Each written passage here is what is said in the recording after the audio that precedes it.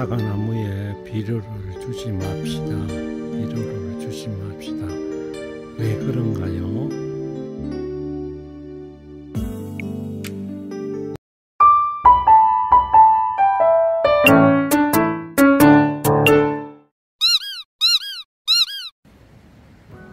오늘은 4월 30일 토요일입니다. 벌써 올해도 석 달이 지나갑니다. 며칠 전에 비료와 관련해 가지고 영상을 올렸는데 몇 분께서 비료를 그렇게 많이 줘야 되느냐 그런 이야기를 해 가지고 일본에서 현재 가장 핫한 이슈가 되고 있는 무시비 무비료에 대해서 말씀을 드리겠습니다. 일본에서는 그 방식이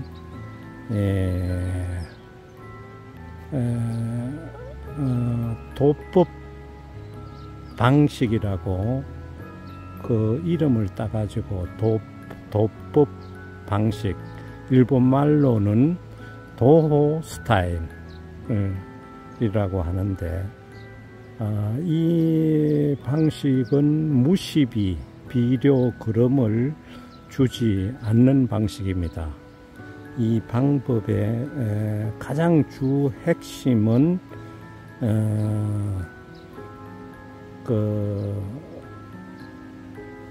핵심은 세 가지가 있는데 가장 중요한 요소 세 가지를 말씀드리고 하나하나 말씀을 드리겠습니다. 첫째, 가장 중요한 것은 나무는 산에서 자라나 어디서 자라나 식물 호르몬으로 자라지 비료 그름으로서 자라지 않는다 하여 호르몬에는 사람도 호르몬 작용이 없으면 사람의 그 몸이 성하지 않을 뿐더러 나무도 호르몬에 의해서 자란다.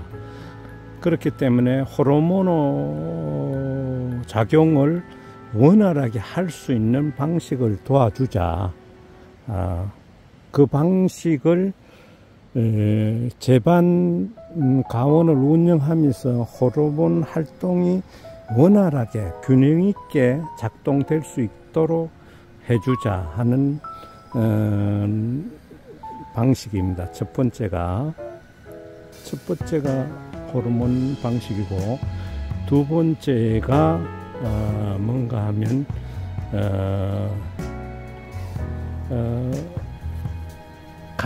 물입니다.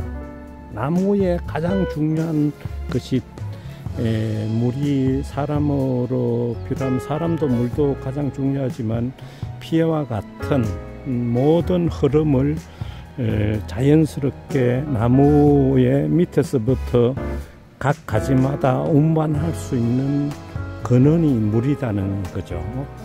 그래서 물을 가장 중요시합니다. 물은 예를 들어 가지고 우리가 가뭄 때는 물을 적당하게 공급을 해주지 않으면 나무가 살 수가 없습니다. 세 번째로 중요한 거는 이제 전정이 가장 중요하다고 하는데, 전정하는 방식을 산에서 있는 나무와 같이 예를 들어서 수세가 약한 나무는 상향지를 많이 두고 전정을 하고, 수세가 강한 나무는 상향지를 더 자르는 전정을 하라는 겁니다. 그리고 선단 부분은 쉽게 자르지 않고 선단 부분은 두 가지를 남기지 않고 하는 방식, 그거는 추후에 다시 말씀을 드리겠습니다. 그리고 이 도호 오스타일 도법 방식에 의하면 우리가 돈 버는 농업을 하지 않으면 농사를 계속 할 수 없다고 강조하는 겁니다. 비료나 농약이나 이런 비싼 것을 쓰면 농자 자재가 그만큼 많이 올라가고 앞으로 사과 같은 경우도 수입이 늘어나고 하면 경쟁이 심해지는데 돈이 많이 드는 비용 구조로는 경영을 계속 할 수 없다는 것입니다. 거름하고 비료를 하면 할수록 벌레들이 생성이 되고 나무 자생력이 더 없어지고 그리고 당도도 떨어지고 그리고 수확한 후에 사과의 부패가 빨리 진행된다는 것입니다. 그러니까 나무가 자생력 있게 그렇게 키워야지 과일 자체도 당도도 높고 제반 벌레도 나무에 근접을 안 하고 수확 후에도 과일이 단단하다는 겁니다. 사람도 마찬가지로 자생력 있게 건강하게 하면 감기라든지 이런 게 오지 않는답니다. 약으로 버틴 몸은 언제라도 또 취약할 수 있고 그렇기 때문에 운동이나 적절한 운동이나 수면 그 다음에 식사를 적당하게 하는 그런 건강 체질을 만들어야지 사람도 병 없이 오래 살 수 있다는 것과 같이 나무도 비료를 그 다음에 연면 시비로 많이 하면 할수록 나무 자체는 스트레스를 받고 자기 스스로 살려 하는 힘이 없어진다는 겁니다. 그렇기 때문에 우리는 나무에 대해서 조금 나무가 힘들 조금 도와준다는 개념으로 나무를 바라보아야 되지 나무가 필요 없는 거름을 줌으로써 나무 스스로 활력도 잃어가고 자체 자생력도 잃어간다는 것입니다. 도 스타일에서 가장 중요한 것이 세 가지라고 아까 전에 말씀드렸죠. 그 방식이 첫 번째는 호르몬이라고 말씀드렸다니까. 호르몬에 대해서 말씀드리면 호르몬은 여러 가지 호르몬이 있는데 가장 중요한 세 가지를 말씀드리면 옥신 호르몬하고 사이토카이닌, 지베렐린 호르몬 세 가지가 가장 중요하다고 합니다.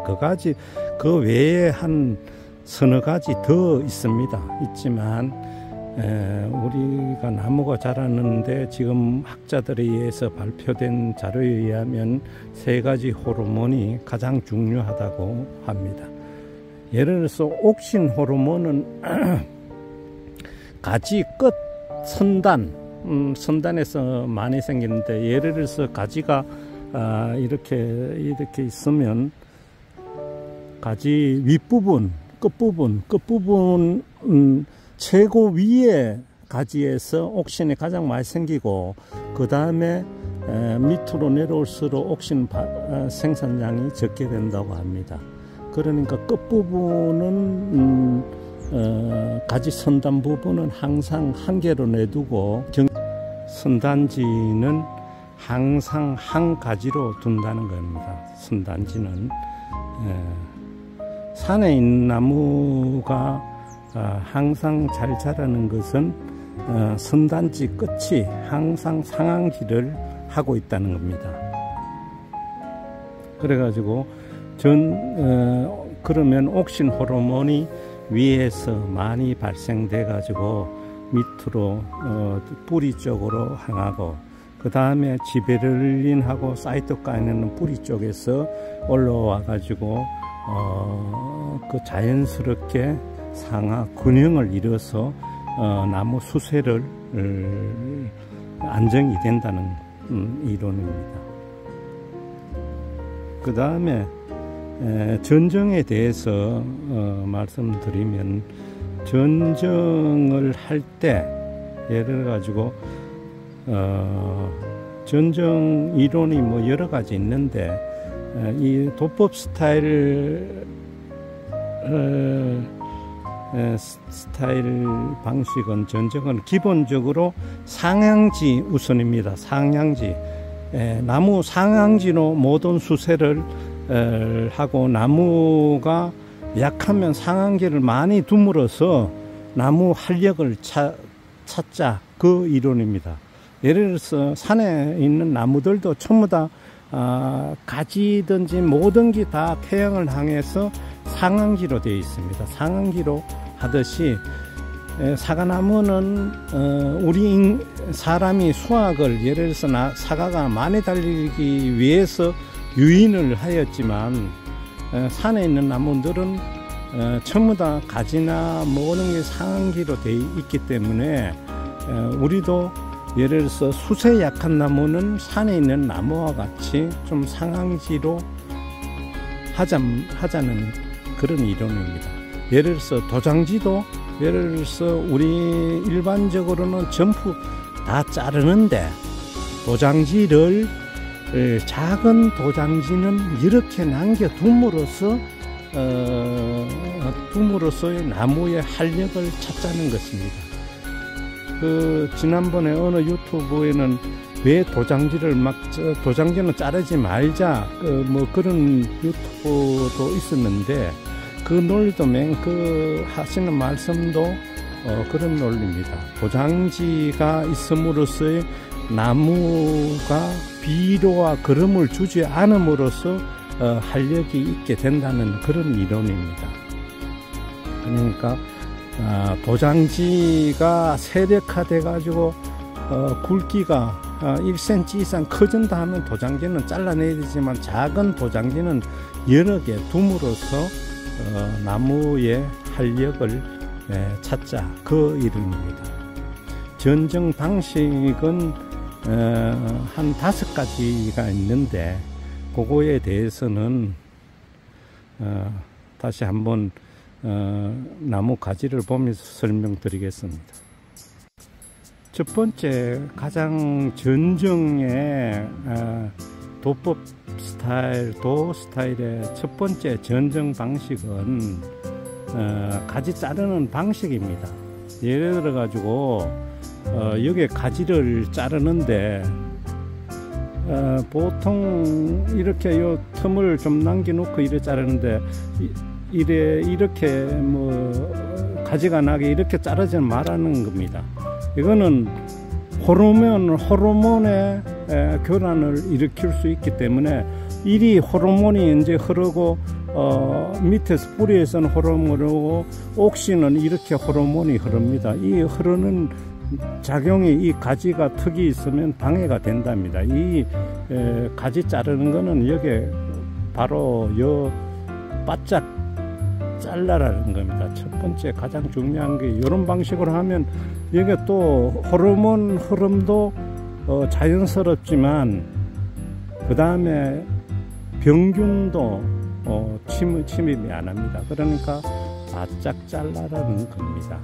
그리고 두 번째로, 이 도 스타일 방식의 전정에 대해 가지고, 예를 들어 가지고 이거는 단순한 예이지만, 가지가 2개 이쪽으로 이래 나와 있으면, 이거는 이제 새로 올라오는 가지인데, 이거는 이제 이거 예를 들어서 은옥이 더 처진 거 있죠.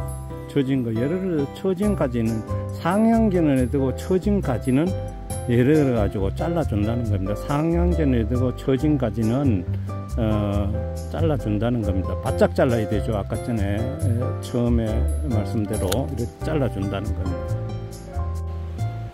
그리고 예를 들어 세 번째로, 꽃이 많이 달리려고 하는 가지는 잘라주라는 겁니다. 예를 들어 가지고 이 가지는 꽃이 지금 뭐 4개 정도 되는데, 예를 들어서 이 경우는 예를 들어 꽃이 이런데 쫑쫑쫑쫑 많이 달린 가지, 꽃이 많이 달린 가지는 잘라 주라는 겁니다. 이 그 도 스타일의 방식에 의하면 이 가지의 잎의 양하고 꽃의 비율이 7대 3이 되라는 겁니다. 적가할 때 하고 틀리시면 꽃이 피었을 때 꽃양하고 잎의 양 전체적으로 나무 판단을 해가지고 7대 3이 계량하기가 어렵지만 그렇게 하라는 겁니다. 그러면 예를 들어서 꽃이 많은 가지는 잘라주라는 겁니다. 예를 들어서 꽃이, 예를 들어서 지금 이거는 뭐 정상적인 가지지만 꽃이 아주 많이 달린 가지, 쫑쫑쫑 꽃이 나는 가지가 있습니다. 그런 가지는 절대적으로 또 나무에 필요 없고, 그런 가지는 잘라줘야 됩니다. 꽃이 쫑쫑 이렇게 달린 가지는 잘라줘야 된답니다. 그러면 나무 수세에 안정이 된답니다.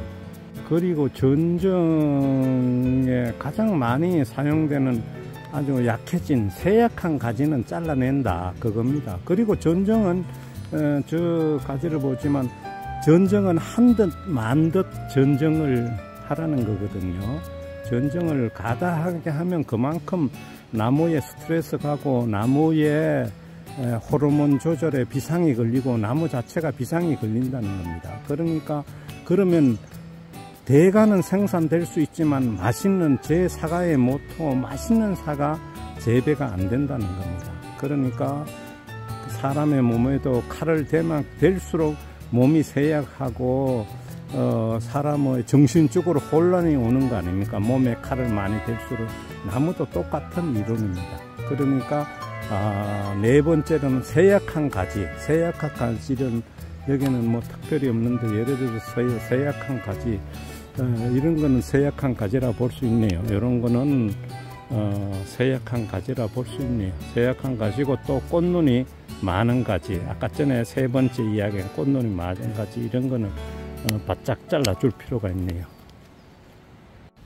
그리고 5번째로 이제 가장 이야기하는 것이 산에 있는 나무 같은 거, 왜 같이 이제 하면 나무 수세로 그럼도 없이 산의 나무는 자연적으로 자라기 때문에 비료와 그름을 주지 않아도 잘 큰다, 그런 논리로 사과나무도 예를 들어서 외향지, 그러니까 외향지를 하면 좀 누워 있는 거죠.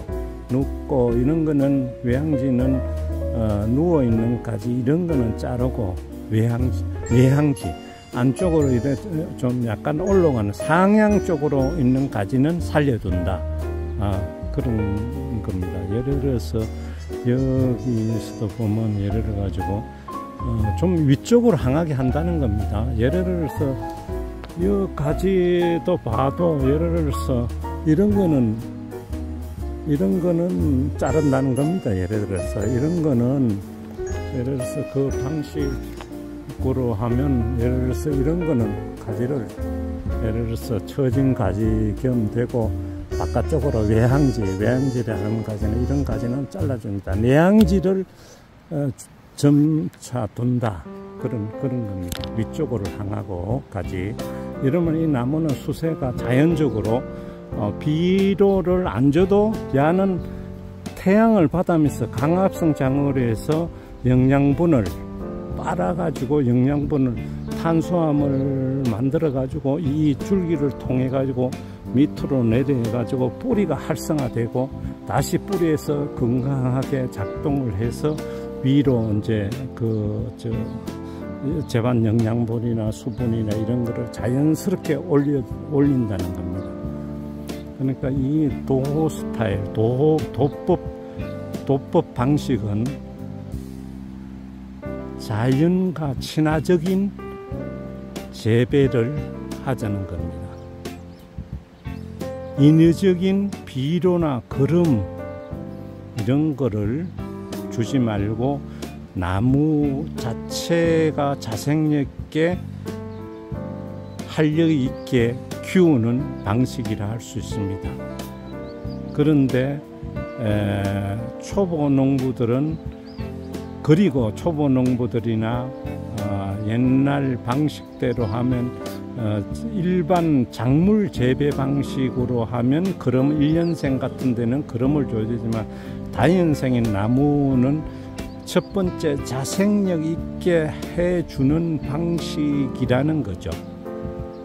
그러니까 우리가 나무를 대하는 자체가, 나무도 사람과 같다는 지론으로 나무에 어떻게 하면 내가 도와주냐, 서포트 할 수 있느냐, 그 문제지, 나무를 내가 키운다는 생각을 가지지 말라는 겁니다.